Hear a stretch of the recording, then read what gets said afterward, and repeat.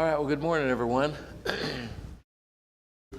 I would say we hold off a little bit because some are in the fellowship area with the kids doing puppets, but we used to start about now anyway, so that excuse doesn't hold much water. So we're going to look at some more instances in the New Testament where Jesus describes himself as a son of man, and this again is coming off of Daniel 7, verse 13, where the Ancient of Days comes down and the Son of Man, the Ben Adam, is given dominion and might and glory and power in a kingdom that will last forever. And one of the later ones we're going to do is, I think we hinted at this a couple of weeks ago, but talking about something that Jesus says to the Jewish leadership.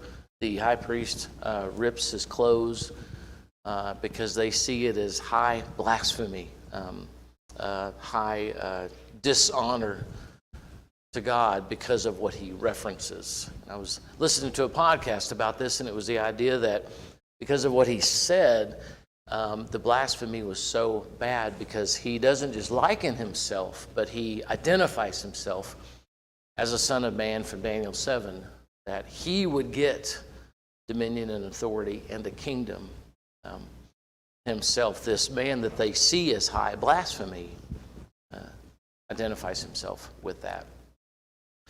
So a couple of reminders from what we looked at last week is the Son of Man, and even in Genesis 1, whenever Adam is created, the name Adam is the Hebrew word for dirt, Adama. So it's, I guess it is a name that comes directly from the Hebrew word, which Adam comes from dirt, as do we. So that's the Hebrew word that is there. And so the Son of Man in Daniel 7 is Ben Adam, the Son of Man, the son of, I guess you could say, the son of dirt as well. But I also want us to notice in Ezekiel chapter 2, 3, and 4, 1, this same message is given, or this same identifier is given to Ezekiel. Ezekiel's given this vision, kind of similar to Daniel's in Daniel 7. And Ezekiel is called the Son of Man, and given this somewhat the same vision of what is going to happen in the future. So last week we looked at Matthew chapter 16, verse 27, where the question, who do people say the Son of Man is? And we kind of somewhat walk through that. And then we look through Mark chapter 2 and verse 10. And as Jesus heals the paralytic, and he makes the statement, who can forgive but God but sin alone? And so Jesus makes the statement that so that you can see, 2 verse 10, but so that you may know that the Son of Man has authority on earth to forgive sins. He tells the paralytic, I say to you, pick up your bed and go home. And so we made the connection there between, they knew that they believed that ailments and sin were connected. So if he could forgive him of the ailment or heal him of the ailment, then the sin is forgiven. And if the sin is forgiven, then he is God as the Son of Man. So I've never, until I looked through this, made that connection that that's what he's doing, which is easier, either to forgive a sin or to heal an ailment. And if you heal an ailment in their mind, you've forgiven the sins. And if you've done that, you have God's authority. And you find the same story in Matthew chapter 9 and verse 6. And I was going to go there, but it's the same story, just in a different account or narrative of Jesus. So go to Mark chapter 14. Mark chapter 14 and verse 62.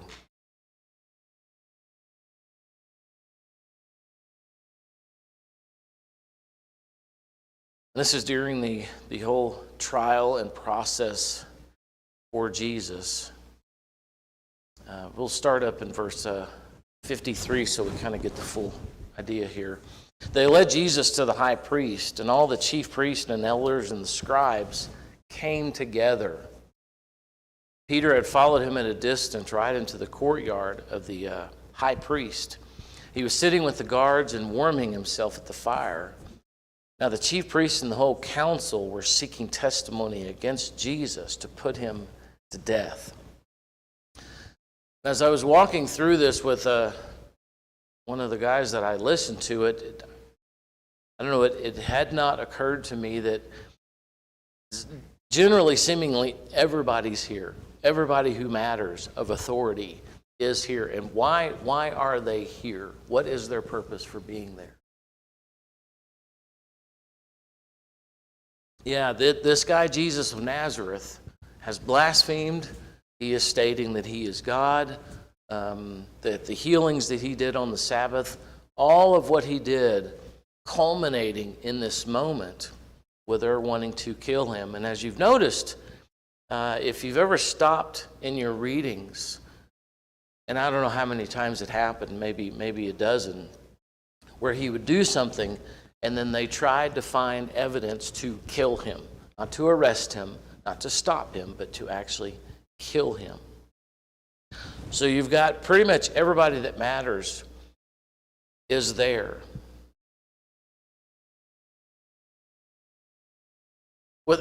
Yeah.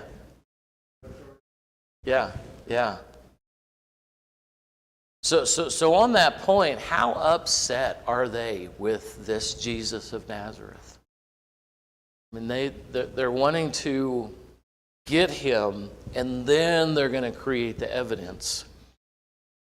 Verse 55, all of them were seeking testimony against Jesus to put him to death. They found none. So even though they had him, they had gotten him, so they end up going towards false witnesses against them. But their testimony didn't agree.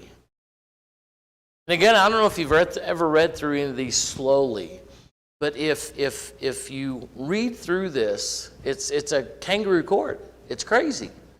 They have such animus toward Jesus, such anger toward him. And once they get him, now they're trying to find evidence. They get false witnesses. Their testimony didn't agree. Some stood up and bore false witness against him, saying, "We heard him say, I will destroy the temple that is made with hands, and in 3 days I will build another not made with hands." Yet even their testimony did not agree. And the high priest stood up in the midst and asked Jesus. Interesting here, they finally confer to Jesus. He asked Jesus, "Have you no answer to make? What is it that these men testify against you?" What does Jesus do? Nothing, just remains silent, nothing from him. Again, the high priest says, "Look, are you the Christ? Are you the Messiah, the Son of the Blessed?" And Jesus said, "I am." And here we are. You will see the Son of Man seated at the right hand of power, coming with the clouds of heaven. Now, in this one sentence, there's somewhat a lot to unpack, because if it is the case that he is referring to Daniel chapter 7, you will see the Son of Man seated where? Right hand of power. And in Daniel 7:13, the Ancient of Days comes down. He's the authority. He's the power. The right hand is always the place of authority and where the blessing is given. So you will see him, the Son of Man, seated at the right hand of power and coming in the clouds of heaven. Clouds are always about judgment, authority, dominion, those types of ideas. And with Daniel 7, the Son of Man is given power and authority and dominion and a kingdom which will last forever. And so they're wanting Jesus to defend himself, to respond to all of this testimony. And which direction does Jesus go? he goes straight for the jugular. He goes to Daniel 7, it seems, and tells them, I'm that guy. I'm Daniel chapter 7, and I'm going to get a kingdom and have dominion and authority. Coming with the clouds of heaven. Coming with the clouds of heaven is typically an idea of judgment. So I'm going to bring judgment on all you folks, all the people that are there, the chief priests, the elders, and the scribes. I'm going to bring judgment on you. The high priest tore the garments, and he said, what further witnesses do we need? You have heard his blasphemy. What is your decision? And they all condemned him, deserving of death. Some began to spit on him and to cover his face and to strike him, saying to him, prophesy. And the guards received him with blows. How many of you guys have seen the movie The Passion? For some of you, I'm sure it's been a while. I think I've watched it twice. It's pretty intense. Mel Gibson does a good job of visualizing for us what this scene might have been. So whenever he tears his clothing, it's quite interesting. What is this high priest so upset about, possibly? What is bothering him so much? Possibly. And I say possibly because I'm assuming that Jesus here is hearkening back to Daniel chapter 7 and calling himself that Son of Man that is going to have dominion, authority, power, and the kingdom that will last forever.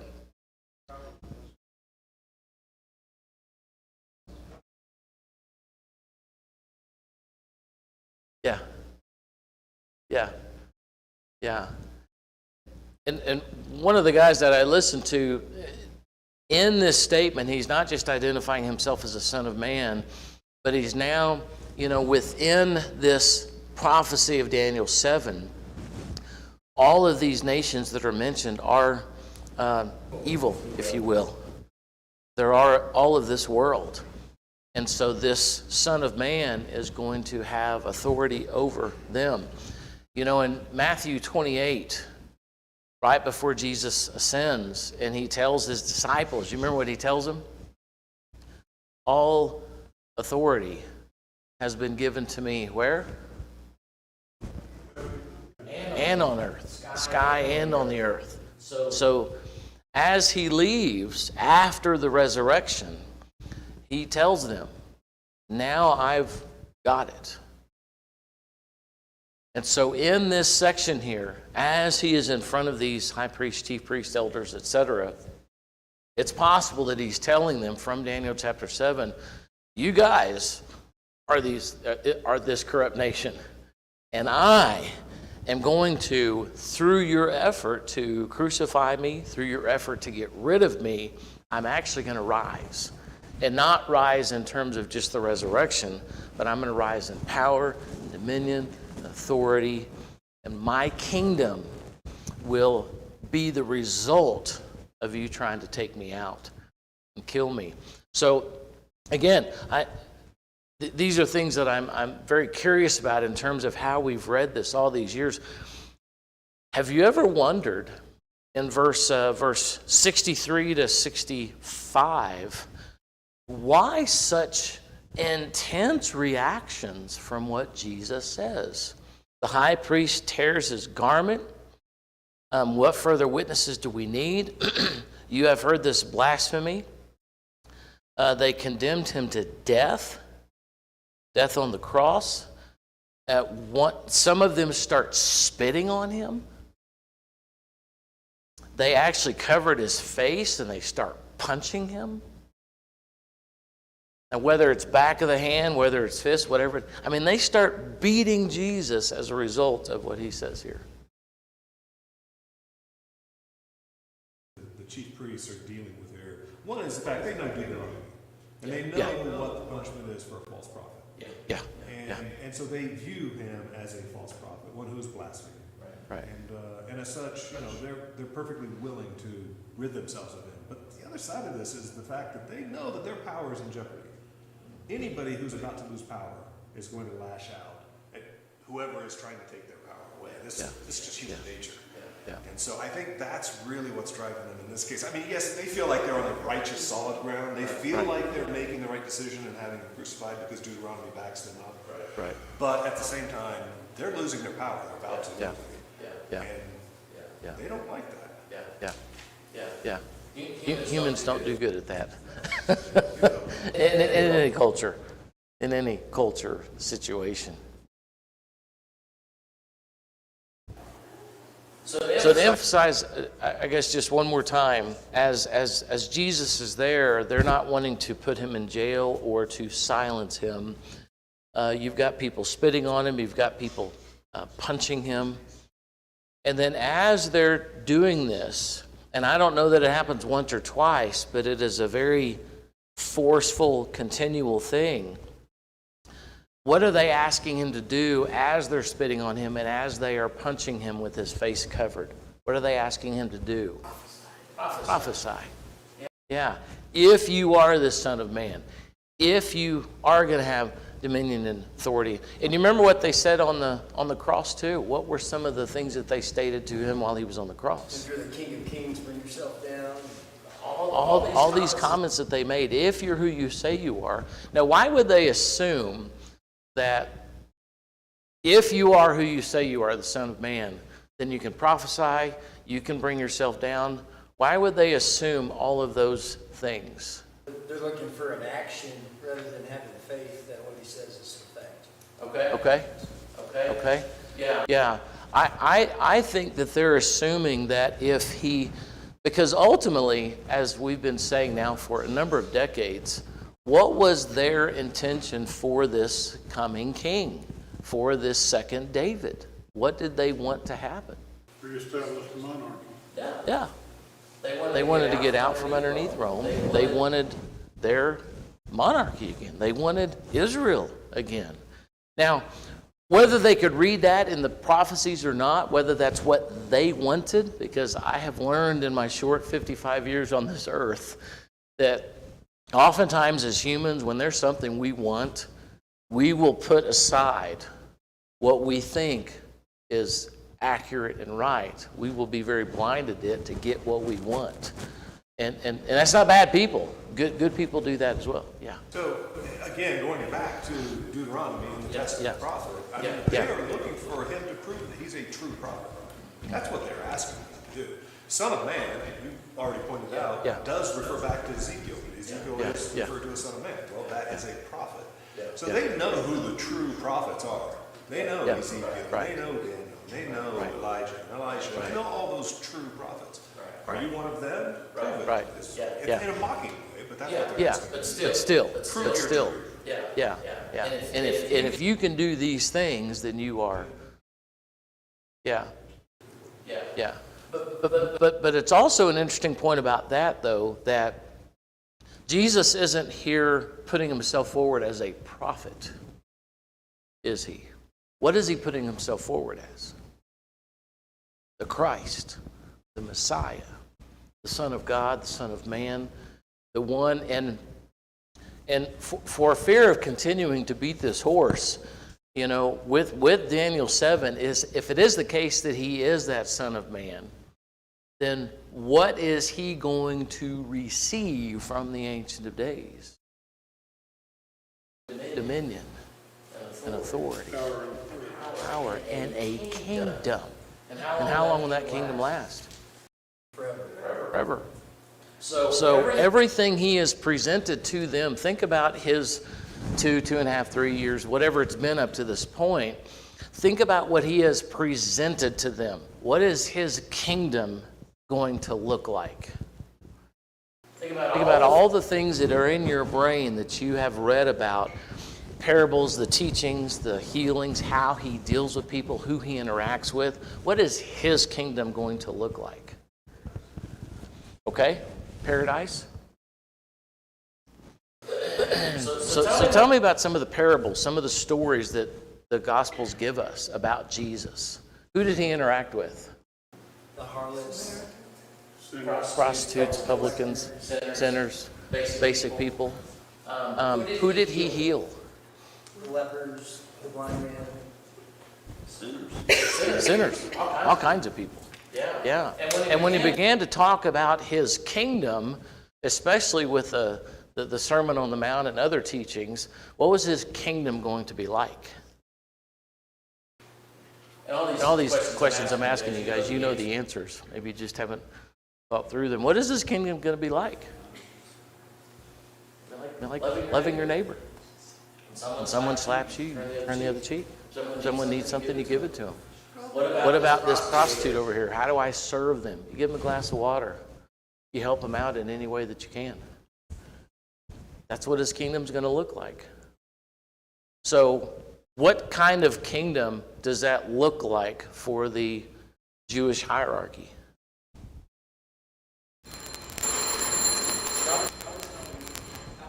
Everything they can comprehend.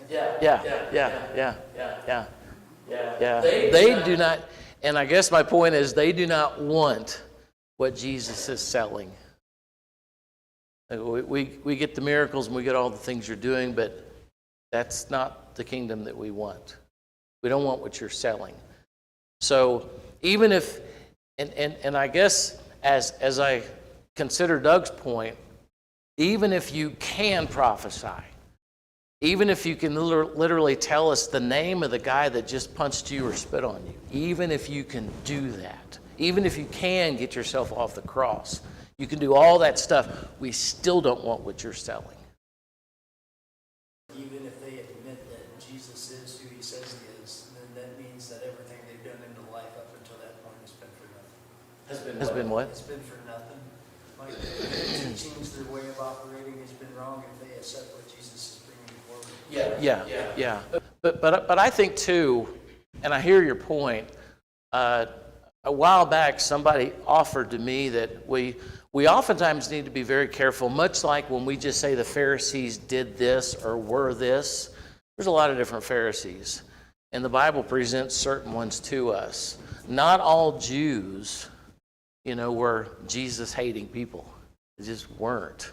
So we've got to be careful in terms of, because, all joking aside, there's a lot of ways that people see the South or see Texas, and as I joke about that with people, not all Texans are the way people put them out to be, or Southern people, or et cetera, et cetera. Yeah. Didn't the Jews and the Pharisees and hierarchy think that the Messiah was going to set up an earthly kingdom?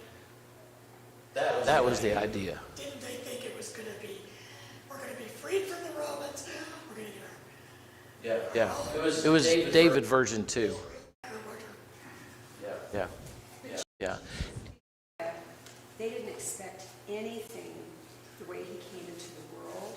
No. That he lived in a nondescript place, that, Nazareth, that he was a carpenter.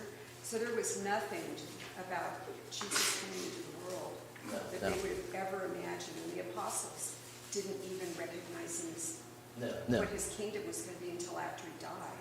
Yeah. Bob. You've got to remember, too, that Israel actually ruled itself, from 129 BC to about 63 BC, when the Romans took it over, and then the Romans appointed Herod the Great as king of the Jews in 37 BC.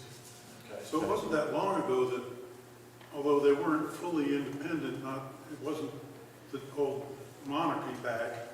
Right. They did have some degree of self-rule, just a couple of generations back from where we're talking about.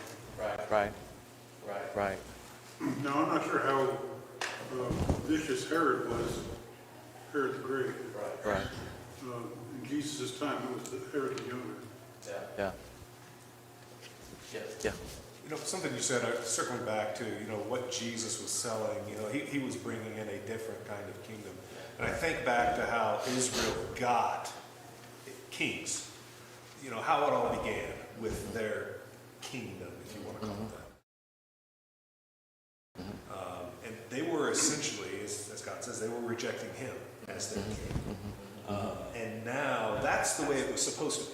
You know, God is king, follow me. That's the way. And then they had all these other kings. And of course, David being the best of them, man after God's own heart. But everyone after that just kind of fell away, right? They weren't as good of kings. And now you're at a place where they really want this kingdom. That's all they've ever known is king and kingdom. And Jesus is bringing back what should have been at the beginning, and they've rejected. And so I think there's some interesting interplay there. Oh, very much. What they rejected at the very beginning versus what Jesus is now bringing. Yeah, very much. And if you remember in John, it's either 6 or 8, maybe it's 6, whenever he feeds 5,000, and then the people come after him in a nice way to find him. And then when they find him, they try and make him king by force. Because, man, if you can feed 5,000 people with one plate of food, who knows what you can do? Nothing is outside of your limits of ability in terms of being a king, in terms of being authority. And so they didn't ask him. They tried and make him king by force. You will be our king because you can get us back to the days of Saul and David and Solomon, and you can get us back there. Now that's way overgeneralizing, I think, what their ultimate intention is. Herod the Younger was a Jew too, so he understood that Jesus was claiming that he was going to take over his kingdom. Yeah. And I don't think there's often a way for us to wrap our head around the fact of what these Jews saw, what the leadership saw. We oftentimes just kind of cloak it under this umbrella of they didn't want their power to be taken away, which in a lot of ways is true, but there's a lot more levels to what they saw, what they wanted, all of those types of things. When we read through these places that we've been reading for decades and decades, there's a lot of levels of things that are happening here. I guess for instance is if you were to put an umbrella over what happened in, was it the 70s with Watergate, you could make a lot of general statements about it. There's a lot of things that happened that were involved in that that got very interesting. So to close today, and I just wanted to throw this out in terms of the idea of the Son of Man. In Matthew, the Son of Man, that the term is mentioned 32 times. So out of 28 chapters, 32 of those, Jesus refers to himself as the Son of Man. In Mark, it's 15 times, so 15 out of 16 chapters. In Luke, it's 26 times out of 22 chapters. And then in John, it's 12 times. So I may be overinflating this, but the times that Jesus throws it out there for the world, I'm the Son of Man. And whether it's off to the side, Matthew 16, who do people say the Son of Man is? Or whether it's in times where it's more direct, where he's literally identifying himself as the Son of Man. He does it 32 times in the book of Matthew out of 28 chapters. I find that very interesting in terms of what the message he's putting out there to people, who he is, what he's here to do, what his accomplishment is going after, and how we need to see him. Not how we want to see him, but who is he telling us that he is? And he mentions it 32 times here. All right, any other comments or thoughts? Next Sunday, of course, we will be out at Sunnyside Park, so we will not be here. And then the next Sunday, we'll continue with this. 10:30. Yeah, question. All right, let's close with a prayer. Loving God, we thank you for all the information you give us. Father, may we be people that honor you in the way that we live and how we process all the things that you are wanting to do in this world through us as